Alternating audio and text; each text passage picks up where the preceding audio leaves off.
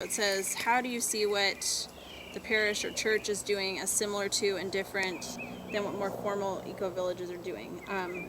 Our church is part of the Nazarene denomination. Now, if you came to our church, it does not feel traditional American Nazarene. We are liturgical, we follow the church calendar, we write our own liturgies, we have a prayer station with candles. I mean, it's very Anglican, Episcopal, slightly, we call ourselves recovering evangelicals. So we're trying to do things in the Nazarene church that are different. And some people think that's great, and there should be tension in everything. That's how growth happens. So I don't know, and this could just be my ignorance, so I'll own that, of a lot of Nazarene churches that are doing this work. And when I sign on to like Young Evangelicals for Climate Change, a lot of the Christian like Green seminaries, that kind of stuff, I don't see any Nazarene universities. I don't see any, what's the other one? There's another climate change organization, Just Climate or something like that. I've done a little bit of research, but not a ton, so that's why I could be totally wrong. But I don't see, like the Episcopalian Church is the one that I'm going to compare it to in a second. I haven't seen like a national representation of Nazarenes come out in support of green initiatives. Now, what I have seen in different denominations is that there are a group of pastors from like AME churches. I think most recently signed a climate statement. Episcopals are really on the cutting edge of this. They have a program even in LA called Seeds of Hope. And they are trying to, because churches own so much land and temples and mosques, so what does it look like to be stewards of that land? Are we just watering grass all week? A lot of them, yes, because if you don't have the participation, I get that. What are you going to do?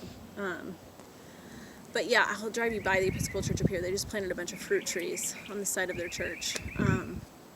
So I feel like for us, we're kind of this, not black sheep in a bad way, but kind of experimenting with what we can do within our church and our church grounds. What drives us to promote and support this program and other environmental initiatives? Really, it's because that building that you were in this morning, we are called to be stewards of this building. We never set out, we were a church plant, we're over 10 years old now, maybe 15 years, somewhere in there. We set out not to own anything. I mean, we rented space. That building that we were in was gifted to us. There was a Nazarene community, a Nazarene church that was there, and literally the congregation was just aging out and literally dying. Really sad. And we needed more space. We were growing, and by growing I mean like we went from like 100 to 150. We're not like a huge church, and we kind of like to stay small because we're not going to ever close the doors on anyone. But yeah, we were getting to the point of maximum capacity even with our children. We have, of these 200 members that we have now, like 70 are kids. And so being given this building, we now have to steward it.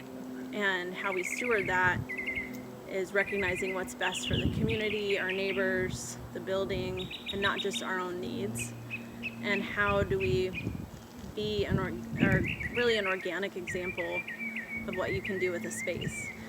And so I think you took pictures this morning of that space and how we're going to transform that. And it's also important to me that happens slowly, that we can sustain as we grow, that we're not just going to blast in, convert everything, and then leave it without being able to figure out a maintenance plan and how we can all participate in that.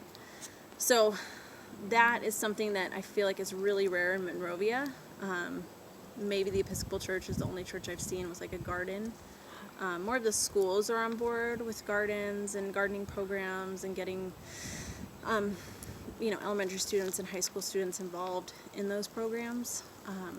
So I'm excited. I'm excited that could be a partnership with education communities. But yeah, as far as how we promote it and support it, it's supported by the people that go to our church. We don't have a formal membership thing. We use Wendell Berry's quote, members know their members. So it's really, if you come to Mountainside, and you want to be involved, like there's stuff to get involved with, and we're a participant-driven church. And that's really rare coming out of an era where you're completely pastor-driven and pastors responsible for everything. Our pastors, we have a pastoral team of like 5 people, and they're like the least ego-driven people I've ever met. So they want people to be engaged and involved, and Mountainside would crumble without the participation that it has. So that's my vision for the green space, and being in charge of that is that people will engage and dig, and being a permaculture design there, I have designed it so that it won't be labor intensive. It'll replicate a forest in a bit, but that takes time. Forests take time to grow. So I think that's important for Monrovia to see that church is on such a busy corner. It will be seen, it will be walked by, and we don't have like a big sign.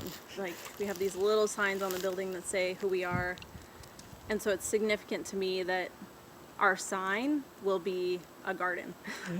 And people will see that and wonder what's going on just by seeing trees go in and a garden bed go in.